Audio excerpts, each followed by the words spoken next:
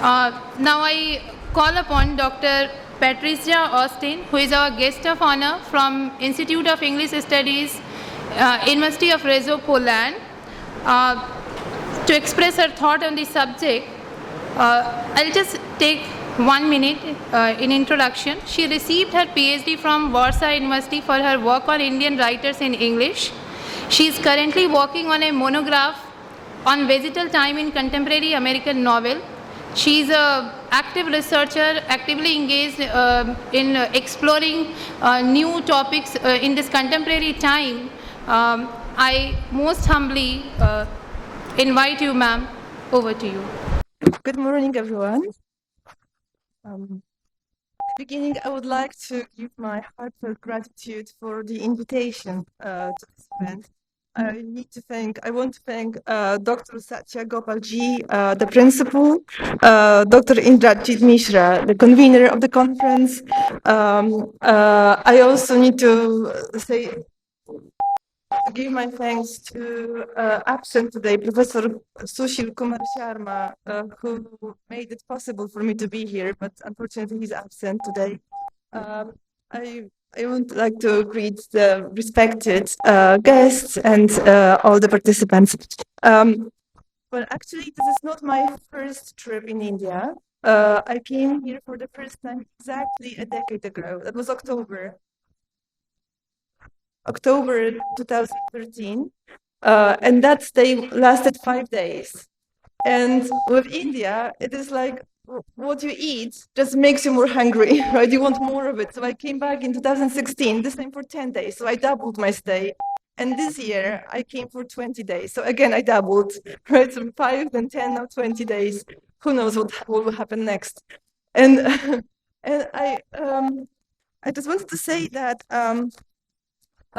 every time I come back, I feel strongly reinvigorated intellectually, richer in perspectives. And what I am exploring during this trip is botany.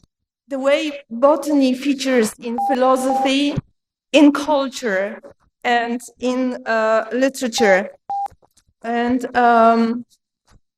what I came with is predominantly the Western perspective, and I wanted to confront it with other perspectives. So Western philosophers basically have long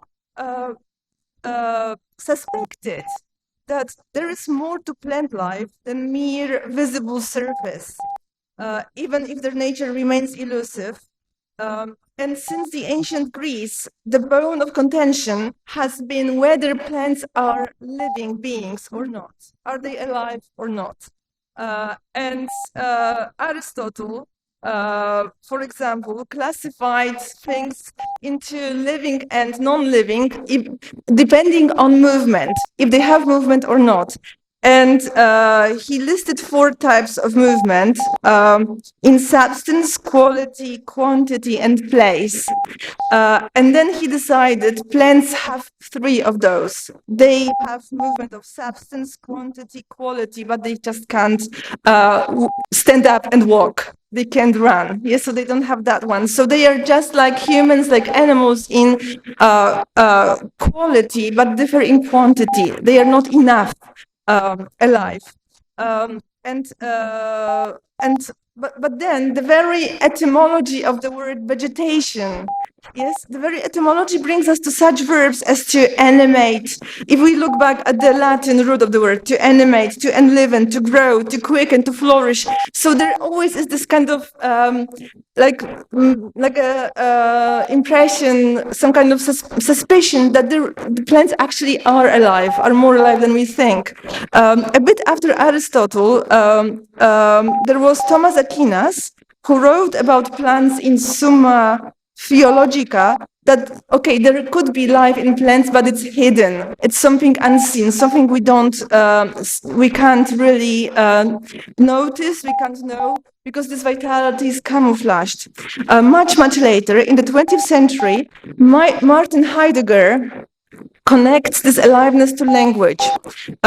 So if you have language, you are alive. And Martin Heidegger defined language as the house of being. But for him, the house of being was the human house, the language is human and the house is human. But what if we extend it beyond humans? Like, let's say plant language is the house of plant being, or animal language is the house of animal being.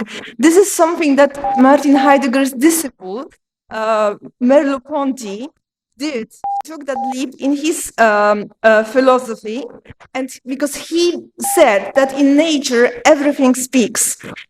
In 1945, he argued that, that's a quote, the only logos that pre-exists is the world itself. Humans are a part of the world which is just teeming with meaning and language.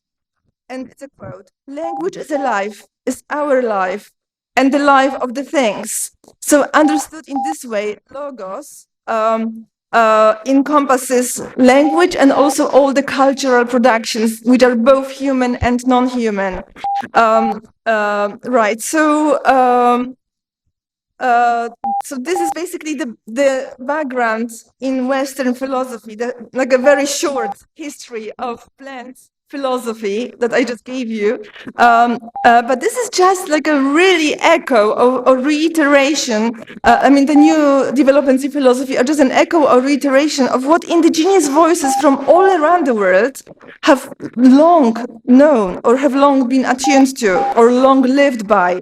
For example, if you think about the Potawatomi botanist Robin Wall Kimmerer, a Native American philosopher, she combines her scientific knowledge as a botanist with indigenous knowledges as the member of her Potawatomi citizen nation to recount how her elders knew that trees around them not only talked to each other, but acted collectively. This is not so much, there is still so much we cannot yet sense with our limited human capacity, she writes. Tree conversations are still above our heads. That means they are happening, but we are not intelligent enough yet to understand it. So today, philosophical considerations would be strongly influenced and supported by scientific discoveries in plant studies, especially in the last decade or two. There has been a huge outbreak of breakthroughs in botany, which show that plants really do communicate. They really are sentient beings capable of taking decisions. They can learn, they have memory, they can take competitive, risk-sensitive behaviors, and of course they can communicate both with other plants and other species. But coming here, I have to say I'm really humbled because I can see what we are in the Western world trying to grasp somehow intellectually and imaginatively here has been a common sense, a common presence. This is how, like, what I see you live by on your everyday basis. And you may be aware that one of the leading first plant physiologists was actually from India. It was the Indian polymath Sir Jagadish Chandra Bose, who recorded the daily movements of praying palm of Faradipur, which is today Bangladesh, which is a date palm in Bengal. And he attributed the movement of the plant because the plant was bending during the day and rising at night, which was like a mystery, yes, to the people. And he attributed this movement to complex interactions between responses to gravity and temperature involving oscillating electrical signals in the plant. And eventually he developed a hypothesis about how plants explore and respond to their environments, which became one of the pioneering movements in early plant physiology. And so he actually came to Cambridge, he came to the Western world, and he tried like somehow start this movement of plant physiology, but the Western world wasn't quite ready for it back then yet. It's ready now to take it up, yes? That's how pioneering it was. Yesterday, I was flying from Guwahati to Varanasi through Kolkata. And in Kolkata, I bought Amitabh Ghosh's book, the most recent one about opium. And I thought this is a great place to buy his book.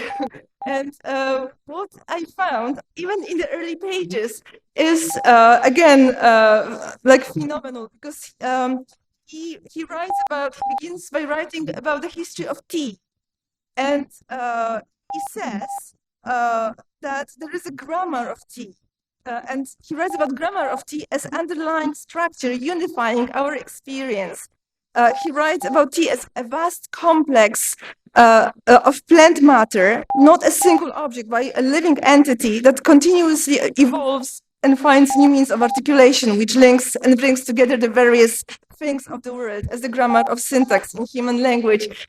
And well, I think this is something we need to reenact during this amazing conference here today. It brings so many different species of tea, right, and plants, like the flowers I got this morning. This is something which I think is a universal language. We all love the beauty. We all are moved by the beauty of the plant. In Poland, we would arrange it differently, just as we have a different language. But this is also something you were talking about theater. Like, we don't have to speak the same language to want the same things. I think what brings us all together here today is we all want to live in a better world. We all want to make the world a better place. And we have different perspectives, like different arrangements of flowers. And this is a great venue, great possibility simply to share our experiences, share our perspectives, and to come back and be able to rethink is our own ways of thinking. So, well, thank you again for inviting me. I'm looking forward to the presentations.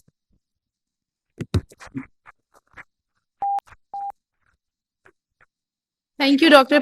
Patricia, for giving your remarks and for your special interest in non-human world, as how language can encompass the viewpoint and perspective of the others beings also, like human beings. It's interesting to know, really. Thank you again.